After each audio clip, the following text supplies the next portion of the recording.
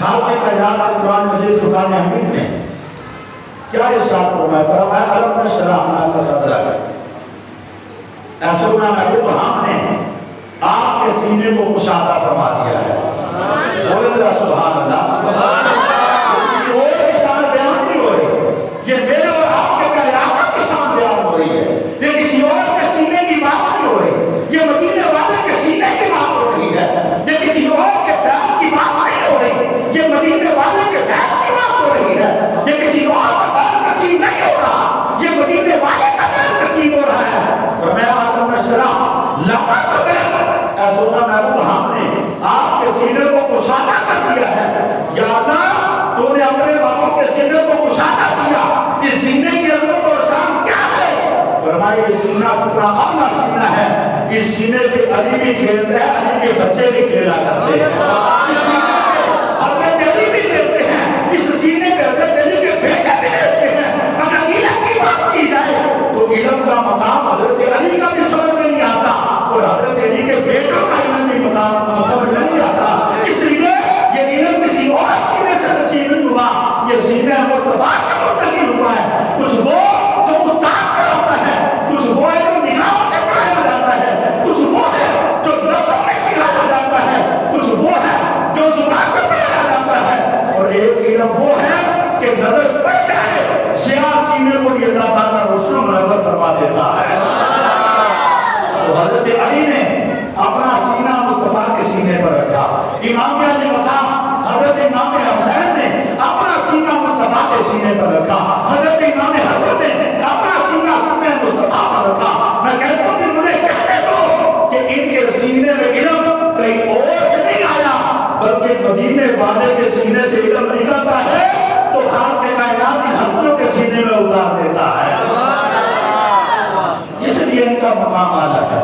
ان کا مرتبہ اعلیٰ ہے، ان کی شان اعلیٰ ہے. کہ خالق کائنات نے ان کو عام فیض سے نہیں نوازا، بلکہ میرے مرشد گرامی اکثر یہ شعر پڑھا کرتے ہیں جب فیض کی بات آتی ہے. حضور قبلہ عالم پیر ضیاء الرحمن صدیقی مدثر العالیہ اکثر یہ شعر پڑھا کرتے ہیں کہ طیبہ سے منگائی جاتی ہے، سینوں میں چھپائی جاتی ہے، توحید کی میں دھیانوں سے نہیں نظروں سے پلائی جاتی ہے. آج اگر یہ لوگ توحید کا ڈنڈا بجا رہے ہیں تو ان سے پوچھ کر دیکھو یہ تمہارے رگ رگ میں جو اللہ اللہ کا دل جاری ہے، تمہارا پر تمہاری زبان پر اللہ اللہ کی صدا جاری ہے، تو کس لیے ہے؟ تو وہ کہیں گے یہ پیار کہیں اور سے نہیں آیا، یہ پیار مدینے سے آ رہا ہے. ہم سے کوئی کوئی یہ بات کہے گا اگر آج ہماری زبان پر ہمارے خدا کی یاد زندہ ہے تو یہ کسی اور وجہ سے نہیں ہے، مگر اس وجہ سے ہے کہ ہم نے مدینے والے سے محبت کی ہے، مدینے والے نے خدا سے محبت کی ہے. ہم نے جو خدا سے محبت کرنا سیکھا ہے وہ مدینے والے سے سیکھا ہے یا مدینے والے کے غلاموں سے سیکھا ہے. حضرات محترم آج بھی اگر ہمارے سینے روشن منور ہو جائیں تو سمجھ لینا یہ کسی اور کا کمال نہیں، مدینے والے کا فیض آ رہا ہے. یہ خیرات کہیں اور سے نہیں مل رہی، کسی اور کے طرف سے نصیب نہیں ہو رہی. یہ خیرات ہمیں اگر نصیب ہو رہی ہے تو مدینے والے کے در سے نصیب ہو رہی ہے. حضرت سیدنا علی مرتضیٰ شیر خدا رضی اللہ عنہ آپ کے پاس یہ جو قرآن کا علم تھا آپ نے اس کو لوگوں کے سامنے کس انداز کے اندر بیان فرمایا. آج ہم لوگ اس کو سمجھنے سے قاصر ہو سکتے ہیں، ہماری کم علمی کہی جا سکتی ہے، ہماری کم محنت کہی جا سکتی ہے، لیکن یہ ہستیاں اتنی اعلیٰ ہیں کہ آپ رضی اللہ عنہ منبر پر جلوہ گر ہیں. یہ حدیث میں بار بار پڑھتا ہوں، میرا ایمان تازہ ہوتا ہے. میں کہتا ہوں لوگ تو نبی کے علم کا انکار کر دیتے ہیں، ان کا عقیدہ ان کو مبارک. میں کہتا ہوں تمہاری عقل میں نہیں تھا، علی کا علم نہیں آ سکا تو نبی کا علم تمہاری عقل میں کیسے آئے گا؟ اس لیے کہ حضرت سیدنا علی مرتضیٰ شیر خدا رضی اللہ عنہ کوفہ کی مسجد ہے، جبہ بھی پیارے مصطفیٰ کا ہے، دستار بھی آقا سلام کی ہے، ہاتھ میں انگوٹھی بھی مصطفیٰ کریم کی ہے. حضرت سیدنا علی مرتضیٰ شیر خدا رضی اللہ عنہ منبر پر جلوہ گر ہیں اور فرماتے ہیں سلونی، پوچھو جو پوچھنا چاہتے ہیں،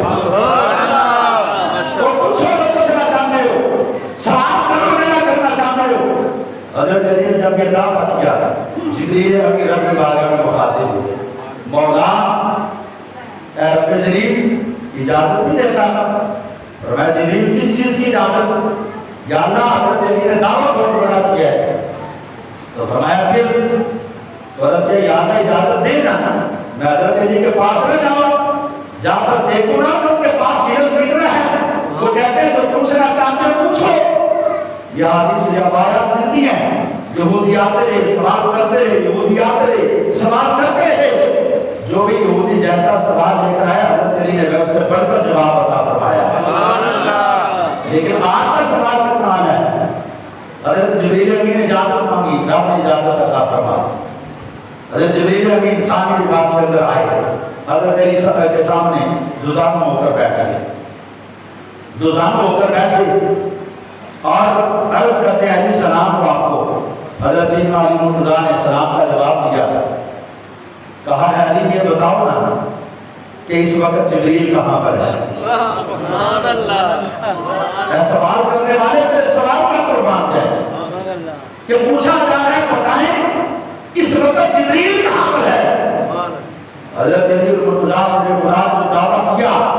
کہ جو پوچھنا چاہتے ہو پوچھو تو میں کہتا ہوں علی نہیں ہو سکتا کہ سوال کا جواب نہ دے حضرت علی نے کہا اس لیے کہ کوئی آئے یہودیوں کے سوالوں کے جواب دیتا رہا کسی نے مانا کسی نے نہ مانا یہودی پوچھے رہے کوئی مطمئن ہوا کوئی نہیں ہوا آج جشن آ گئے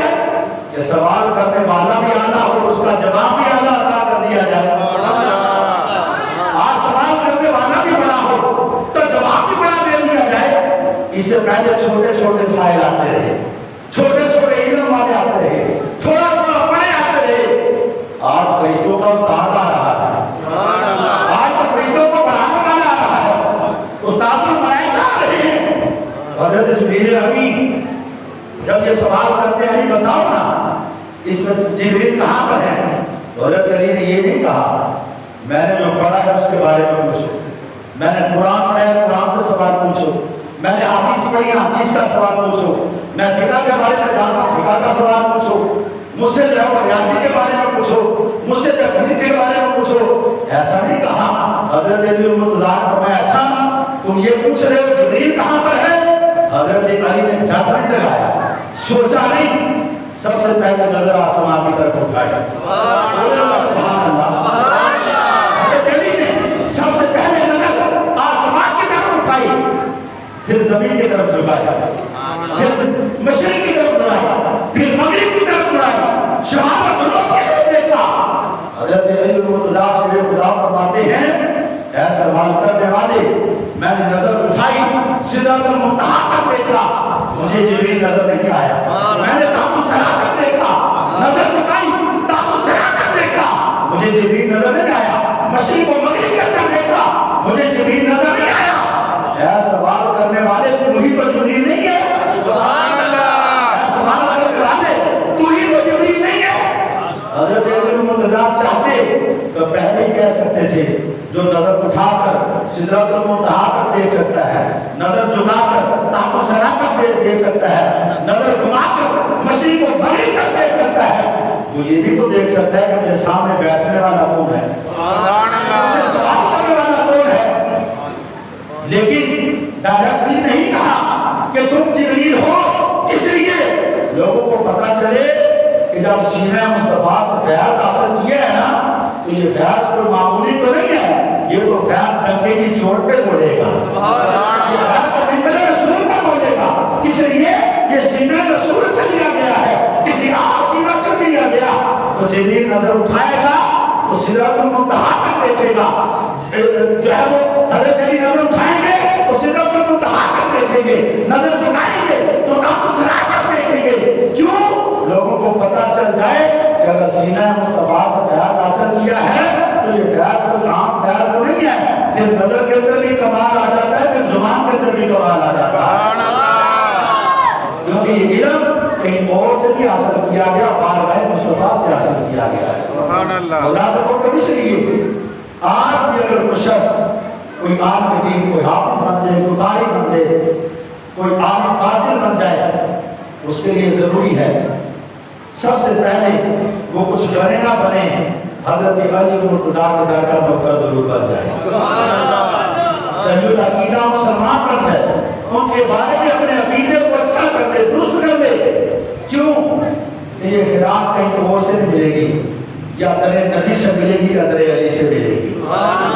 علم کی خیرات ہے جو جستجو ہے، یہ تمہیں کہیں اور سے نہیں ملے گی، اس در سے ملے گی،